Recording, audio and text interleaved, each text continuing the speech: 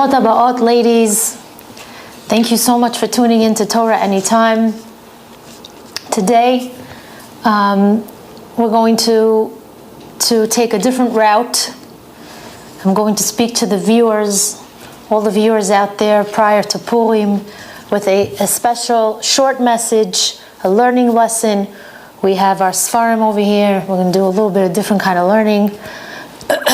And Be'ezrat Hashem, you'll usher in this Chag with a completely new awareness of Chag Purim and the depths of some important inyanim. And just as a reminder, anyone who wants to follow me on Torah Anytime, please click on the follow button and you'll be notified as to when a new shiur has posted. We begin. It says in the Megillah, Vayhi uman et hadasa hi Esther bat dodo ki en la av va'em. It seems that Mordechai adopted Esther Ha'malkah because she was an orphan that did not have a father or a mother.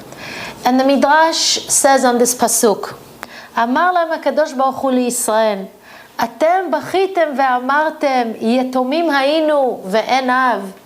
When I destroyed the first Bet HaMikdash and sent you out into the Galut, you claimed that you were orphaned and you did not have a father.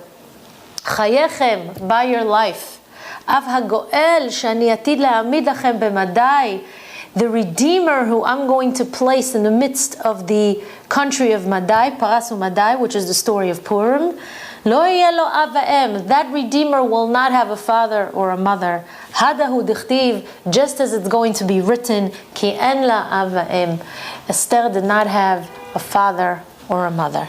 What was the lesson that HaKadosh Baruch Hu was trying to teach Bnei Israel, and that he orchestrated the entire miracle of Purim through Esther, who did not have a father or a mother? Ki en la av va'em.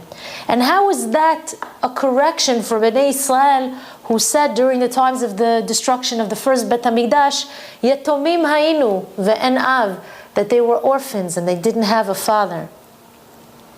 So the Midrash tells us, and it's a chilukei deot, that Mordechai was the one who wrote the Megillah. So if he wrote the Megillah according to that opinion, why wasn't it called after him? Why didn't we call the Megillah Megillat Mordechai? Why is it dafka called after Esther, Megillat Esther? We're also told that Chachamim actually didn't even want to write the Megillah until Esther actually commanded them, saying, Kitvuni ladorot, let it be written for generations to come. So we have to find the answers to these questions, because why did Esther have to command the Chachamim to have the Megillah written? We'll begin by quoting and analyzing a pasuk from Sefer Tehillim. David HaMelech writes, Ad ana tastir et panecha mimeni, Ad ana ashit atzot benafshi. These words are teaching us something very profound concerning our emunah in HaKadosh Baruch Hu. A person who truly wants to be close to the Ribono Shel Olam, to obtain the salvation of Hashem, has to know that he cannot advise himself concerning any matter of life. In other words, the only reason he manages to free himself from his troubles, from his worries, from his any tzara in life, is because HaKadosh Baruch Hu saved him, and not because of his own brilliant mind, not because he's an expert in the area of life, not because of his own suggestions, but as long as a person thinks that he can help himself and that he can create salvation for himself, then he cannot draw down the Yeshua from the Shamayim. He can't draw down the salvation from the heavens for himself. And that's what David HaMelech meant when he said the words, Ad ana tastir et panecha mimeni, until when, Hashem, are you going to hide yourself from me? And what can I do to cancel out this hester panim? And David HaMelech answers with the words at the end of this pasuk, Ad ana ashit etzot benafshi. as long as I think that I'm the one redeeming myself from my challenges, from my nisyonot, because of the etzot nafshi, because of the advice that I draw from my own spirit, from my own mind, as long as I continue to think that, the hester panim will continue. But the moment I realize that it's not in my ability to bring salvation upon myself, no matter how wise I am, no matter how brilliant I am, no matter how amazing my own counsel may be, and I realize that the salvation can only come from Hashem, then HaKadosh Baruch Hu will reveal Himself to me. But of course, what happens in life, ladies? The Yetzer Hara puts an incorrect thought in a person's mind that he can create success for himself. It's me. It's my own power. It's my own prowess. It's my own machshavot. And when a person thinks this way, HaKadosh Baruch Hu kind of leaves the person alone to deal with his own problem until he feels that he's sinking and he realizes he can't bring the salvation upon himself. And then he's forced to turn to Hashem. And only through this recognition and emunah in Hashem can true salvation emerge. And that was Bnei Yisrael's mistake during the Churban Bayit Rishon, when they said, Yetomim hayinu ve'en av, we're orphaned, we don't have a father. And Hashem says, you made a mistake, you're wrong. You thought that you no longer have whom to rely on. She'en lachem al mi lismoch, that there's no one who stands at your side. Chayechem, by your life, I will see to it that the future Redeemer that I'll bring to the land of Paras Umadai, that Redeemer will not have a father and not have a mother. And that's why it says in the Megillah that Esther Ha'malkah, she had no father or mother. Ki en la av va'em. And Hashem did this in order to show us that He dafka chose a Redeemer, Esther, who was orphaned. She had no father, she had no mother, and that reality kind of forced her to connect to HaKadosh Baruch Hu in a very powerful way and to put her trust only in Hashem. And that was due to the knowledge that she really didn't have on whom to rely on. Not a father and not a mother, only Avinu Shebashamayim. Therefore, she was the one who merited to cancel out the great Hester Panim that took place during that time period. And she was the one who helped draw down the miracle of Purim from the heavens. From her we learned, by the way, that the salvation of Hashem is guaranteed more to the person who realizes she'en lo al mi lismoch ela rak al Avinu shebashamayim. We see this, by the way, in Esther's bravery prior to entering the chamber of Achashverosh without being summoned. And she turns to HaKadosh Baruch Hu right before then, and she reminds him in her tefillah that she always had emunah and bitachon in him and no one else. And that's because she felt it in her life, being an orphan who had no father and no mother. So we're going to learn together. I'm going to recount a passage from the Midrash, and we're going to learn this together. This is right before Esther Ha'malkah goes into Achashverosh, and Mordechai understands the gravity of the situation. The Midrash asks, the Midrash in Esther, it says, Ma asa Mordechai? What did Mordechai do when he knew that Esther was entering the chambers of Achashverosh? Kibetz et hatinokot. He gathered all the infants, the young children, ve'ina otam milechem umimayim, and he prevented them from drinking bread and water. Vilbishan sak ve'hoshivam be'afar. He put on them sackcloth and they sat kind of on ashes. Ve'ayu tzoakim u'bochim ve'oskin b'Torah. These children were crying and hollering and yelling to Hashem, and they were busy themselves with the learning of Torah. Ube'et ha'i hayta Esther nefchedet me'od. At this point, back in the palace, Esther is frightened very frightened. מפני הרעה אשר צמחה בישראל, because of the impending doom, the impending גזרה on Klal Yisrael. ותפשוט בגדי מלכותה, she took off her royal garbs, ואת תפארתה, and all the glory of those garbs. ותלבש שק, she put on sackcloth. ותפרע שיער ראשה, she removed the head covering. ותמלא אותו עפר ואפר, she put on her head ashes and dust. ותעניה נפשה בצום, and she also took upon herself to fast. ותיפול על פניה לפני השם, she prostrated herself in front of הקדוש ברוך הוא. ותתפלל, she prayed. ותאמר, and she said, Hashem, Elokei Israel, Hashem, the God of Israel, Asher mashalta mimei kedem uvarata et haolam, you who already ruled over this universe way before the earth was even created, and you created this world. Azorna amatecha, please help your maidservant, Asher nisharti yatoma bli av va'em, because I have been left alone, an orphan without a father and a mother.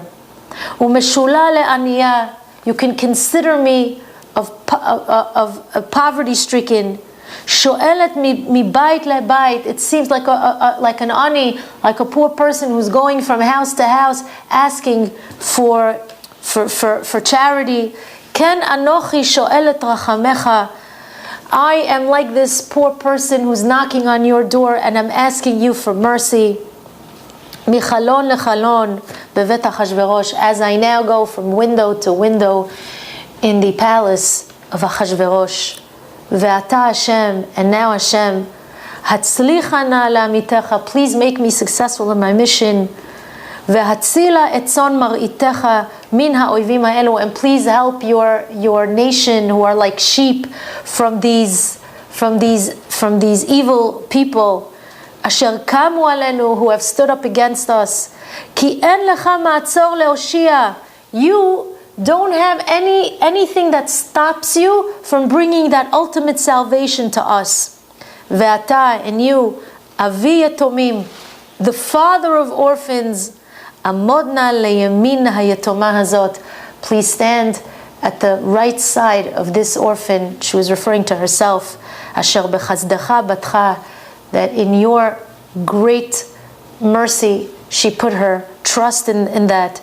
Utna oti lerachamim lifnei ha'ish hazeh, and please make sure that when I come in front of Achashverosh, in front of this man, that he finds mercy upon me. Ki yarativ, because I am afraid. Vashpileu lefanai ki ata mashpil ge'im, and make him subservient to me, because you are the one that can make these people subjugate themselves. And the Midrash continues these amazing words. V'zeu shematzinu she'akadosh baruch hu omnam kibel et hatfilah. Here we find that HaKadosh Baruch Hu accepted Esther's tefillah. B'zchut heyota yetoma shebatcha bo tamid, because she was an orphan who had no father or mother, and she always placed her trust in HaKadosh Baruch Hu. Amazing, amazing Midrash. We're going to continue soon with the rest of the Midrash. Amazing, amazing Midrash. And then, of course, after the days of fasting and davening and praying, it says, Vatilvash Esther Malchut. Esther adorned herself with emunah, with bitachon, because that's the true royalty of a bat melech, of the daughter of a king. And that's why the pasuk says, Ki en la'av va'em. This reality threw her into a situation where she realized the only one that can bring the salvation is the Ribono Shel Olam, nobody else. And interestingly, the pasuk in the Megillah doesn't say Vatilvash Esther bigdei malchut. It doesn't say that she put on royal clothing, because the word beged, which means an article of clothing, is from the lashon, is from the word begida, which means a betrayal. And Chachamim revealed to us, from the mystical side, that the only reason we wear begadim, a beged, is to remind us of the ultimate betrayal that took place in Gan Eden. And that's why these bgadim, these clothing, the clothing that we wear, are actually a reminder of the sin that took place in Gan Eden. And instead, the Megillah says, Vatilvash Esther Malchut. Not Bigdei Malchut. She adorns herself with the ultimate royal seal of a Jewish princess. And that is her emunah and bitachon in one Father, the only one who can bring about the salvation for herself and the rest of the nation. Hence the pasuk says, Ki en la av va'em. Av is Rashi Tevot, is the acronym for the words emunah and bitachon. That's av. And the word va'em, vav aleph mem, is Rashi Tevot for the words vatilvash Esther Malchut. She put on this royal garb of kingship, of Malchut, which is the emunah and bitachon only in Hashem. And she poured her heart out to Him, which is another trait of Malchut. Because a tefillah that comes from a deep place of knowing that only Hashem can bring about the ultimate Yeshua. That's the ultimate kind of tefillah. Can bring about tremendous, tremendous salvation, ladies. And then the Megillah states the following. We continue. It says, Vatisa Esther et eineha. Pasuk says, she lifted up her eyes when she entered the chambers of Achashverosh, uninvited. Vatere et pnei hamelech. She saw the face of the king. Vehine einav ka'esh bo'arot. His eyes were fuming like fire. Merov hachema asher belibo, from the anger that was in his heart, because she came without being summoned, and she was afraid. Vatitbahel me'od vatefag rucha. She was so scared that her neshama was like almost coming out from her. Vatasem rosha al ne'areha hasomchot yemina. She was so frightened, she was so weakened by just looking at his face. His eyes were filled with a fire of anger, fury, that she had to actually place her head, lean her head against the shoulders of her maidservants, the kind of holding on. Vayar Elokenu, but HaKadosh Baruch Hu sees her. Vayachmol alamo, and He had compassion on His nation. Vayifen natzar hayetoma asher batcha bo, and He turned to the pain and the anguish of this orphaned girl who always had faith and trust in Him. Vayiten lachen lifnei hamelech, and He made sure that she found favor in the eyes of Achashverosh. Amazing. And we can now understand why it is that Esther invited Haman to the feast together with Achashverosh. Because what was the point of having him there? She could have exposed him from the very beginning. What was her motive? And the Midrash says that Esther thought to herself, I don't want the Jewish people, Bnei Israel, to think that they have a connection in the palace. I don't want them to think that they have a sister, which is me, in the palace of Achashverosh. I don't want them to think that I'm the one who's going to bring about the salvation because of my connection to Achashverosh. If they think this, if they think, oh, I'm their connection, they're going to stop relying on the Ribono Shel Olam. They're going to stop praying to Him. They're going to stop calling out to Him. They're going to think that they have me to lean on instead of Avinu Shebashamayim.